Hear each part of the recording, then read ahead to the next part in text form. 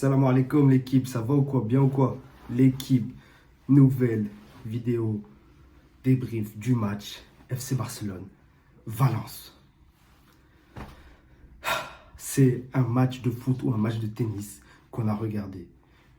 Le premier set a été remporté par le FC Barcelone à Montjuïc, parce qu'il y aura le match en Coupe du Roi qui va se jouer à Mestalla, et ça c'est notre affaire.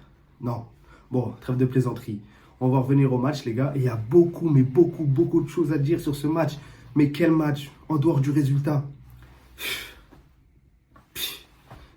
Déjà les gars, pour en venir au match, il y a Ferran Torres et Frenkie de Jong qui marquent dans le même match. Wesh les gars, est-ce qu'on a déjà vu ça? Est-ce qu'on a déjà vu ça? Mais moi-même, je me pose la question. Quand tu vois la compo de départ, voilà, Hansi Flick a envie de faire tourner parce que voilà, tu as le match de l'Atalanta et tu as envie d'assurer la deuxième place derrière en Ligue des Champions. Bon, voilà, après, c'est normal. Et on s'est dit, là, il a voulu faire tourner, etc. Il y a eu du changement. Mais tu avais quand même Yamal, Rafinha, Baldé, Koundé. En fait, tu avais la structure voilà, qui faisait que ça restait quand même une équipe solide.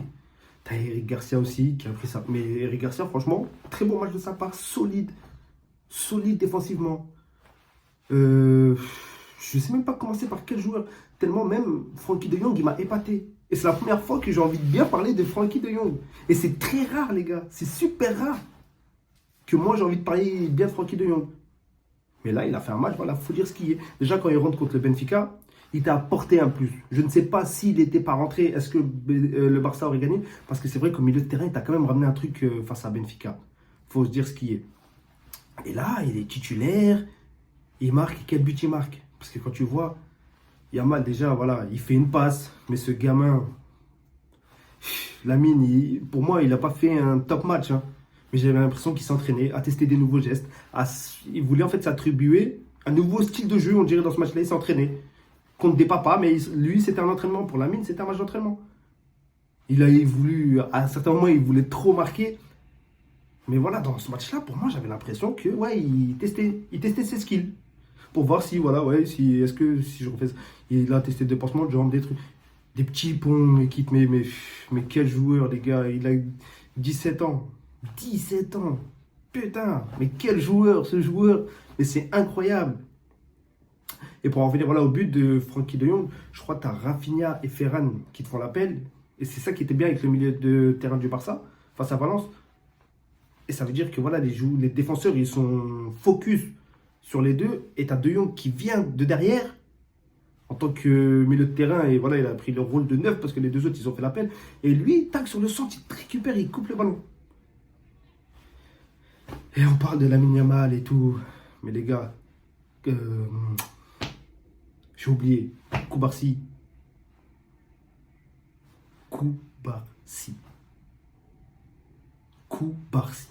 Les gars, il habite encore à la Masia. Il habite encore au centre de formation. Même lui, c'est un gamin, il a 17 ans, il habite encore au centre de formation. Il n'a même pas de maison, il habite au centre de formation du FC Barcelone. La passe qu'il te met pour Firmine. Mais incroyable. La passe qu'il te met à Firmine Lopez dans le dos des défenseurs, parce que voilà, Valence, c'est une équipe voilà, qui avait tendance à défendre, mais haut, en avançant. Et Valence, à force de défendre en avançant, et ils avaient beaucoup de mal. Du coup, voilà, le Barça qui trouvait des failles dans le dos, et ça a très bien marché. Voilà, Rafinha, c'est le même, hein, Rafinha, il fait son match, encore une fois, il stat, il fait que de stater. Cette saison, c'est pour lui des stats. Le seul perdant de l'histoire pour moi, c'est Lewandowski, parce qu'il est à 2 buts d'Mbappé quand même, il faut se le dire. Et s'il était là début du match, il t'en aurait peut-être claqué 2 ou 3. Et pour moi, c'est le seul perdant dans l'histoire. Et sinon, voilà, Ferran Torres aussi, le requin qui marque. Voilà, comme je vous le disais, De Jong et Ferran Torres qui font un bon match. Bon, voilà, avec tout le respect qu'on a pour Valence, Valence, ça a été une ancienne équipe, mais très bonne de Liga. C'était une équipe difficile à jouer et tout. Mais voilà, Valence, même si ça reste que Valence de cette année, ils sont 19e et tout, mais ça reste une équipe quand même solide. Et ça fait de la peine de voir, pour ceux qui ont connu la Liga d'avant, ça fait de la peine de voir ce Valence comme ça. Un Valence malade. Mais quand même, quand tu vois qu'ils ont été à Mestalia, là, comme je vous le disais tout à l'heure, là c'était à Montjuic, ils ont joué à l'extérieur. Mais là, c'était sur 5 matchs. Derrière, ils avaient pas perdu, ou je pense qu'ils revenaient petit à petit. Et ils ont sorti un très grand match contre le Real Madrid. Ils allaient battre le Real Madrid. Faut pas l'oublier, ça, chez eux. Donc c'est pour ça que je vous dis, ne sous-estimez pas Valence, surtout chez eux. Et c'est ça qu'on va voir en Coupe du Roi. C'est vrai que voilà, là, ça fait plaisir. Tu gagnes 7-1, mais les gars, faut pas vendre la peau de l'ours. C'est là, les gens, oui, on a gagné le match en Coupe du Roi. Non, les gars, Valence, chez eux, c'est pas pareil. Regardez juste leur match chez eux qu'ils ont fait contre le Real Madrid. Et même, en dehors de ça, voilà, ça reste quand même Valence, malgré que cette année, voilà, après, avec tout ce qu'ils ont eu, encore une grosse pensée aux victimes de Valence, tout ce qui s'est passé cette saison, les trucs, les matchs en retard, les inondations là-haut et tout. Mais les gars, ça reste quand même Valence, ça reste une très bonne équipe de Liga, malgré qu'ils soient, c'est vrai que c'est contradictoire, malgré qu'ils soient 19e. Mais quand même, faut pas sous-estimer Valence. Et Chesney, mais c'est quoi ce gardien? Il aurait jamais dû prendre sa retraite. Il aurait jamais dû sortir de sa retraite, pardon. Parce qu'en fait, lui, voilà, c'est pas un gardien qui est balle au pied. Il est pas bon. C'est pas un gardien qui contrôle ses sorties. Il est pas bon. Moi, je préfère Peña là-dessus, mais largement. Peña est beaucoup plus fort, lui, dans la physionomie que veut instaurer Hansi Flick. Peña est beaucoup plus fort. Parce que voilà, lui, il arrive à jauger, à se mettre en tant que, comme le faisait Manuel Neuer à l'ancienne. Voilà. Et je compare pas Peña et Manuel Neuer de l'ancienne, ça n'a rien à voir. Mais voilà, Peña, lui, il a plus la façon de se placer, il a plus le jeu au pied. Mais Chesney, c'est dégueulasse, les gars. Il aurait jamais dû sortir de sa retraite. Mais voilà, on va pas parler de l'arbitrage, parce que voilà, pour moi, oui, c'est vrai qu'il y avait minimum un penalty pour Valence. Bon, c'est toujours bien quand ça va dans ton sens, hein. Voilà, je vous mens pas. Mais même, en soi, le match, pour moi, malgré ça, malgré les pénaux, le match a déjà été fait. En vrai, je sais pas, même si Valence avait mis leurs 2 pénaux, il y aurait peut-être eu quoi? 7-3.